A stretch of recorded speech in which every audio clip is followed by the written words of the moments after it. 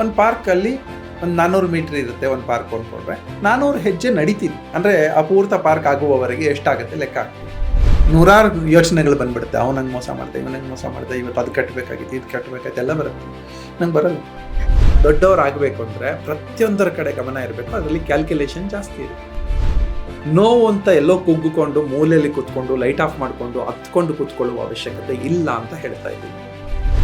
ನನಗೆ ನನ್ನ ಲೈಫಲ್ಲೇ ಹೀಗಾಗೋಯ್ತು ಅಂತ ಅನ್ಕೋಬಾರ್ದು. ನನ್ನ ಲೈಫಲ್ಲಿ ಹೀಗಾಗಿದೆ, ಎದ್ದು ಬಂದು ತೋರಿಸ್ತೀನಿ ಅಂತ ಹೇಳಬೇಕು.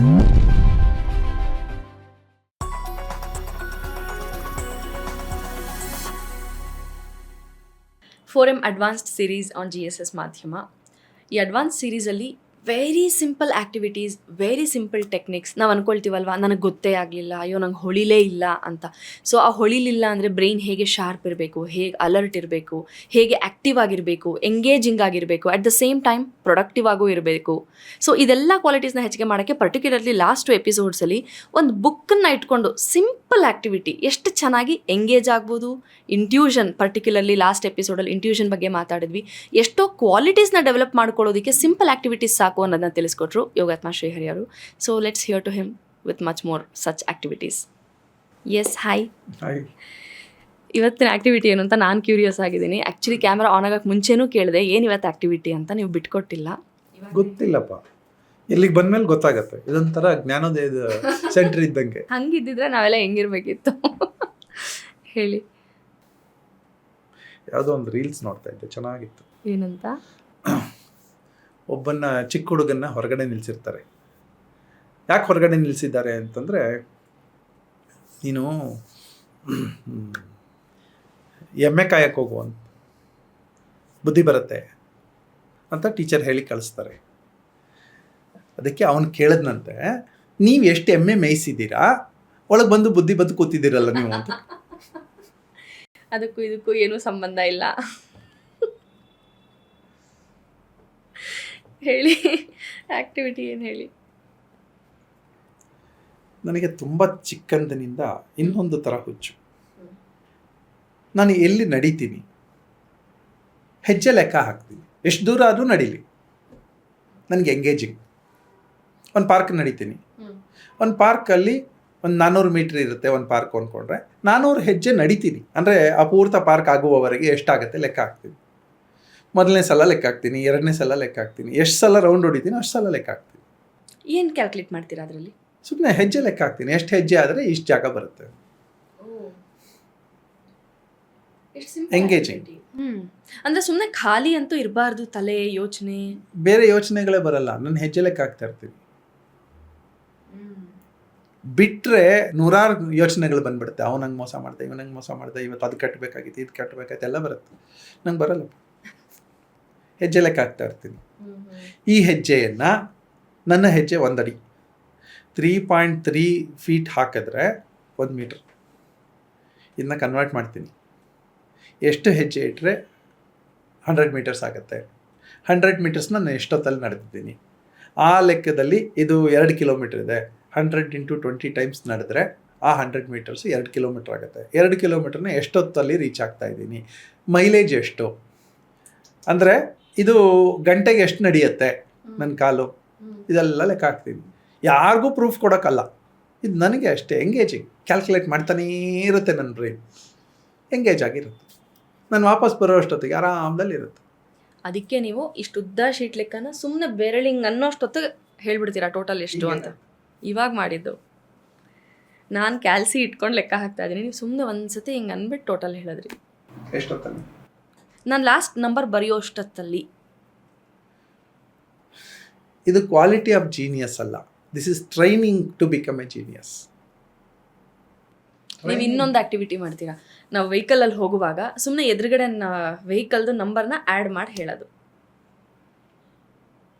ಅದು ಬ್ಯೂಟಿಫುಲ್. ಇವಾಗ ಹೆಂಗಾಗಿದೆ ಅಂದರೆ, ನನಗೂ ಅದು ಅಭ್ಯಾಸ ಆಗಿದೆ. ನಾನು ಡ್ರೈವ್ ಮಾಡುವಾಗ, ಅಂದರೆ ಹೊರಗಡೆ ಎಲ್ಲರೂ ಹೋಗುವಾಗ ಮಕ್ಳಿಗೂ ನಾನು ಹೇಳ್ತೀನಿ ಇವಾಗ, ಹಾಕ್ಬಿಟ್ಟು ಎಷ್ಟು ಹೇಳಿ ಅಂತೇನೋ ನಂಗೆ ತುಂಬ ಬರುತ್ತೆ ಅನ್ನೋ ಹಾಗೆ. ಮಕ್ಕಳನ್ನ ಎಂಗೇಜ್ ಮಾಡುವ ರೀತಿ ಇದು. ಒಂದ್ಸತಿ ಹೀಗೆ ಟ್ರಾವೆಲ್ ಮಾಡುವಾಗ ನನ್ನ ಮಗಳು ಹೇಳ್ತಾ ಇದ್ಲು, ನನಗೆ ವಾಮಿಟಿಂಗ್ ಸೆನ್ಸೇಷನ್ನು ಆಗ್ತಿಲ್ಲ ಅಂತ. ಅವಳಿಗೆ ತುಂಬ ಕ್ಯಾಲ್ಕುಲೇಟ್ ಮಾಡೋಕ್ಕಾಗಲ್ಲ, ಚಿಕ್ಕವಳಲ್ವಾ, ಸುಮ್ಮನೆ ನಂಬರ್ನ ಲೆಕ್ಕ ಹಾಕು, ಸುಮ್ಮನೆ ನಂಬರ್ನ ನೋಡು ಅಂತ ಹೇಳಿದೆ ಅಷ್ಟೇ.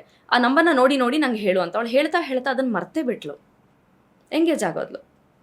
ಸೊ ಹಾಗೆ ಇದು ಕ್ಯಾಲ್ಕ್ಯುಲೇಷನ್ ಅಂತ. ಮೈಂಡ್ ಯಾವಾಗಲೂ ಕ್ಯಾಲ್ಕ್ಯುಲೇಟಿವ್ ಆಗಿರಲೇಬೇಕು. ಯಾರಿಗೋ ಪ್ರೂವ್ ಮಾಡೋಕ್ಕಲ್ಲ, ಅಥವಾ ತುಂಬ ಕ್ಯಾಲ್ಕ್ಯುಲೇಟಿವ ಅಂತಂದರೆ ಅದು ಅಲ್ಲ.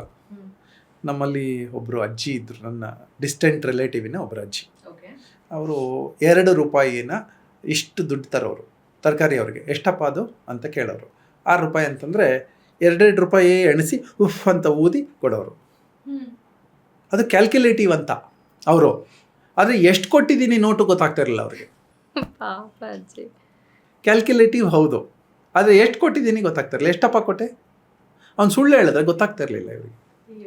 ಆದರೆ ಕ್ಯಾಲ್ಕ್ಯುಲೇಟಿವ್ ಅವರು 2 ರೂಪಾಯೇ ಕೊಡಬೇಕು, ಆ ಥರದ್ದು ಇಷ್ಟೇ ಕೊಡಬೇಕು ಅವ್ರಿಗೆ ಗೊತ್ತಿತ್ತು, ಆದರೆ ಬ್ರೈನ್ ವರ್ಕ್ ಆಗ್ತಾ ಇರಲಿಲ್ಲ.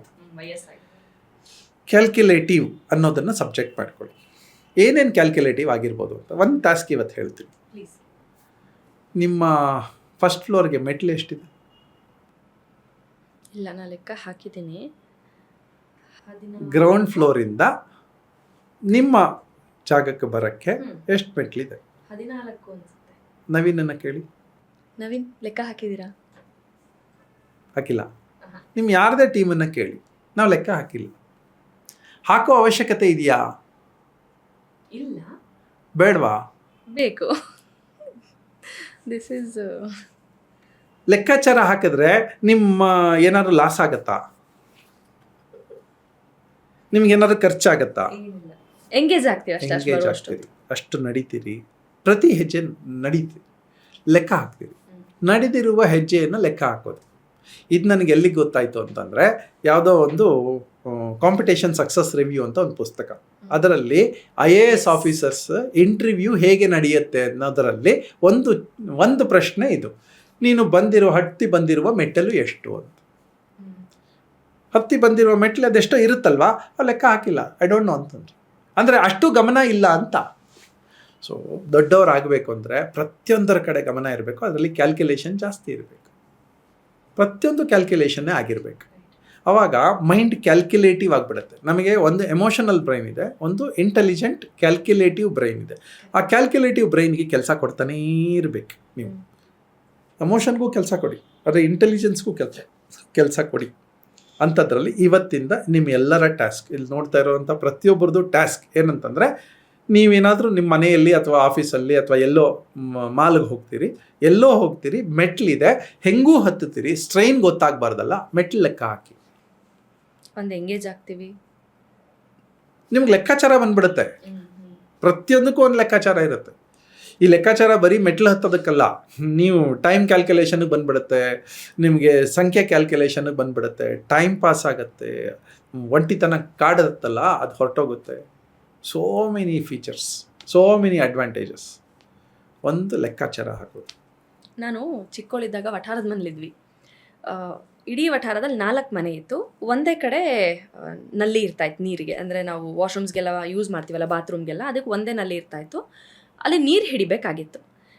ನಾನು ಹೋಗ್ಬಿಟ್ಟು ಏನು ಮಾಡ್ತಿದ್ದೆ ಅಂದರೆ, ನೀವು ಹೇಳಿದಾಗ ಇವಾಗ ನೆನಪಾಗ್ತಿದೆ, ನಲ್ಲಿ ಆನ್ ಮಾಡಿಬಿಟ್ಟು ಒಂದು ಸ್ವಲ್ಪ ಫಸ್ಟಿಂಗ್ ಗೋಡೆ ಮೇಲೆ ಹಾಕ್ಬಿಡೋದು.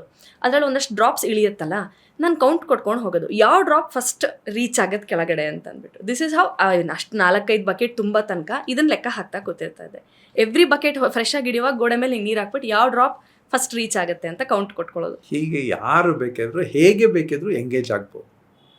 ನೋವು ಅಂತ ಎಲ್ಲೋ ಕುಗ್ಗಿಕೊಂಡು ಮೂಲೆಯಲ್ಲಿ ಕೂತ್ಕೊಂಡು ಲೈಟ್ ಆಫ್ ಮಾಡಿಕೊಂಡು ಹತ್ಕೊಂಡು ಕೂತ್ಕೊಳ್ಳುವ ಅವಶ್ಯಕತೆ ಇಲ್ಲ ಅಂತ ಹೇಳ್ತಾ ಇದ್ದೀವಿ. ಎಂಗೇಜ್ ಆಗಿ ಅವಕಾಶ ಇದೆ. ಈಗ ನನಗೆ 6 ತಿಂಗಳು ಹಾರ್ಟ್ ಅಟ್ಯಾಕ್ ಆದಮೇಲೆ ನಮ್ಮ ಮನೆಯವ್ರು ಹೊರಗೆ ಬಿಡಲೇ ಇಲ್ಲ, ಎಲ್ಲೂ ಹೊರಗೋಗೋದೇ ಬೇಡ ಅಂತ ಇದ್ದರು. ಅವ್ರ ಲೆಕ್ಕದಲ್ಲಿ ಪರ್ಮನೆಂಟಾಗಿ ನಾನು ಡಿಸೇಬಲ್ಡ್ ಅಂತ ಅಂದ್ಕೊಂಡ್ಬಿಟ್ರು. ಆದರೆ ನನಗೆ ಆ ಟೈಮಲ್ಲಿ ನನ್ನನ್ನು ನಾನು ಶಾರ್ಪ್ ಮಾಡ್ಕೊಳ್ಳೇಬೇಕಾಗ್ತಿತ್ತು. ಶಾರ್ಪ್ ಮಾಡ್ಕೋತಾ ಇದ್ದೆ, ಏನೋ ಆ್ಯಕ್ಟಿವಿಟಿ ಮಾಡ್ಕೋತಾ ಇದ್ದೆ. ನಾವು ಕುಗ್ಲಿಕ್ಕೆ ಒಂದೇ 1 ಸೆಕೆಂಡು ಬಿಟ್ಕೋಬಾರ್ದು, ಸೆಲ್ಫ್ ಸಿಂಪತಿ ಇಟ್ಕೋಬಾರ್ದು.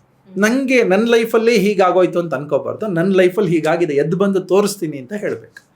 ಇದೇ ಲೈಫನ್ನು ನಾನು ಇನ್ನೂ ಚೆನ್ನಾಗಿ ಮಾಡಿ ತೋರಿಸ್ತೀನಿ. ಯಾರು ನನಗೆ ಡಿಸ್ರೆಸ್ಪೆಕ್ಟ್ ತೋರಿಸ್ತಾ ಇದ್ರು ಅದಕ್ಕಿಂತ ಚೆನ್ನಾಗಿ ಬೆಳಿತೀನಿ. ಯಾರು ನನ್ನನ್ನು ದಡ್ರು ಅಂತ ಇದ್ರು ಅವ್ರಿಗಿಂತ ಚೆನ್ನಾಗಿ ನಾನು ಇದ್ದು ತೋರಿಸ್ತೀನಿ. ಚಾಲೆಂಜ್ ಹಾಕಬೇಕು, ಹಂಗಿಸ್ಬಾರ್ದು. ಒಳಗಡೆ ಬೆಳಿಬೇಕು. ಒಳಗಡೆ ಬೆಳೀತಾ ಬೆಳೀತಾ ಬೆಳೀತಾ ಬೆಳೀತಾ ಎದುರುಗಡೆ ಇರೋರು ನಿಮಗೆ ಮರ್ಯಾದೆ ಕೊಡ್ಲಿಕ್ಕೆ ಶುರು ಮಾಡ್ತಾರೆ. ಅದು ಎಂಥವ್ರ ಮನೆಯವರಾಗಿರಲಿ ಹೊರಗಡೆಯವರಾಗಿರಲಿ ಕೊಡ್ಲಿಕ್ಕೆ ಶುರು ಮಾಡ್ತಾರೆ. ಆ ಮನಸ್ಸು ಅಷ್ಟು ಪಕ್ವ ಆಗಬೇಕು. ಸಣ್ಣದ್ರಲ್ಲೂ ಅದು ಮುಖದಲ್ಲಿ ಕಾಣುತ್ತೆ. ಇಷ್ಟೇ. Thank you so much. Very thoughtful, very engaging conversation with you. Thank you. Thank you.